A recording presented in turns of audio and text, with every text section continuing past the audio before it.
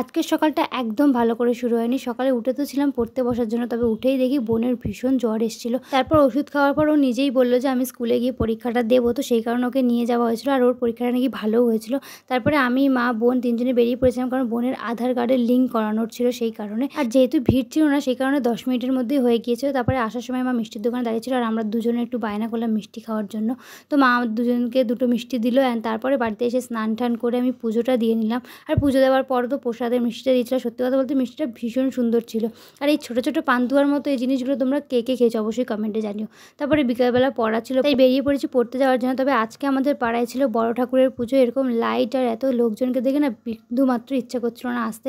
তবে কী করবো, সামনেই পরীক্ষা, যে আসতে তো হবে, প্রতি বছরই থাকি, এবছরই থাকতে পারিনি। তো যাই হোক, তারপরে পড়ে আসার সময় দেখি এখানে সিন্নি প্রসাদ দিচ্ছিলো, আর পুজো তো অলরেডি কমপ্লিট। তো যাই হোক, তারপরে বাড়িতে এসে ফ্রেশ ট্রেশ হয়ে আমি আর আমার বোন টিভি দেখছেন। তারপরে খাওয়া দাওয়া করে ঘুমিয়ে পড়লাম। আজকের দিনটা তো এভাবে কাটলো। Bye guys.